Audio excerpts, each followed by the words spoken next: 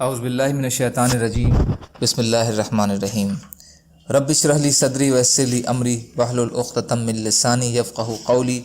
ریاض الصالحین حصہ اول، اللہ تعالیٰ سے امید اور خواہشات کا بیان۔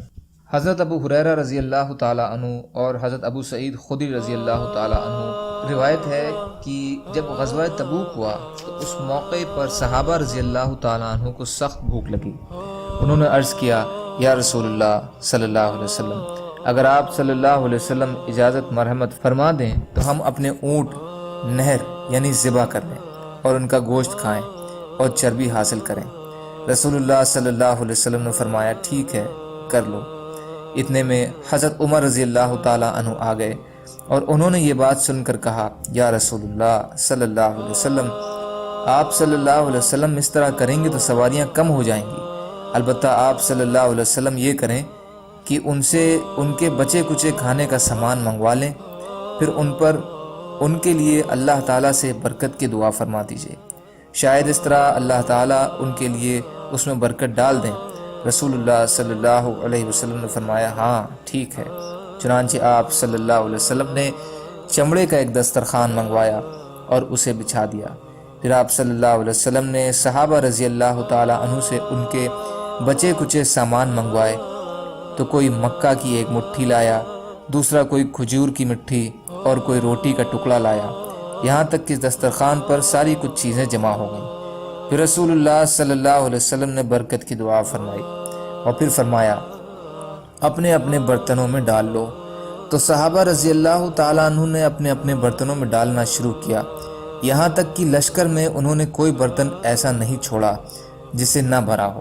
اس کے علاوہ سب نے کھایا، یہاں تک کہ وہ سیر ہو گئے اور کچھ بچ بھی گیا۔ رسول اللہ صلی اللہ علیہ وسلم نے ارشاد فرمایا، میں گواہی دیتا ہوں کہ اللہ کے سوا کوئی معبود نہیں، اور یہ کہ میں اللہ کا رسول ہوں۔ جو بندہ بھی کلمہ توحید اور رسالت کے ساتھ اللہ کو ملے، اس حال میں کہ اسے کوئی شک و شبہ نہ ہو، پھر اسے جنت میں جانے سے روک دیا جائے، یعنی ایسا نہیں ہوگا بلکہ وہ سیدھا جنت میں جائے گا۔ مسلم شریف۔ فائدہ، اس میں نبی اکرم صلی اللہ علیہ وسلم کے معجزے کا اور آپ صلی اللہ علیہ وسلم کی دعا کی تاثیر اور برکت کا بیان ہے کہ تھوڑا سا کھانا پورے لشکر کو کافی ہو گیا۔ غزوہ تبوک کے شرکاء کی تعداد کتنی تھی؟ کسی مستند روایت میں تعداد بیان نہیں ہوئی ہے۔ حافظ ابن حجر نے فتح الباری میں سیر و مغازی کی کچھ روایات کے حوالے سے 30 اور 40 ہزار تک کی تعداد بیان کی ہے۔ یہ روایت اگرچہ ضعیف ہے، پھر بھی صحیح بخاری کی روایت سے اتنا تو ضرور معلوم ہوتا ہے کہ اس کے شرکاء کی تعداد بہت زیادہ تھی۔ روایت بخاری کے الفاظ ہیں۔ ترجمہ، اس جنگ میں رسول اللہ صلی اللہ علیہ وسلم کے ساتھ مسلمان بڑی تعداد میں شامل تھے، جنہیں کسی رجسٹر میں شمار کرنا بڑا مشکل تھا۔ اس میں کسی شخص کی غیر حاضری کا آپ صلی اللہ علیہ وسلم سے چھپا رہ جانا ممکن تھا، یا یہ کہ وحی کے ذریعے سے آپ صلی اللہ علیہ وسلم کو اس کے بارے میں بتا دیا جاتا۔ صحیح بخاری کتاب المغازی باب غزوہ تبوک حدیث کا بن مالک رضی اللہ عنہ۔ اس سے اتنا بہرحال ثابت ہوتا ہے کہ اس لشکر میں مسلمان بڑی بھاری تعداد میں شریک تھے۔ اس طرح کچھ سیر سامان خوراک ہزاروں لوگوں پر مشتمل لشکر کو کافی ہو گیا۔ اس میں یہ بھی معلوم ہوا کہ خاص شخص اپنے سے بڑے اور اونچے شخص کا مشورہ دے سکتا ہے، اسی طرح خاص شخص کو اپنے سے کم رتبہ لوگوں کے مشورے بھی سننے چاہیے۔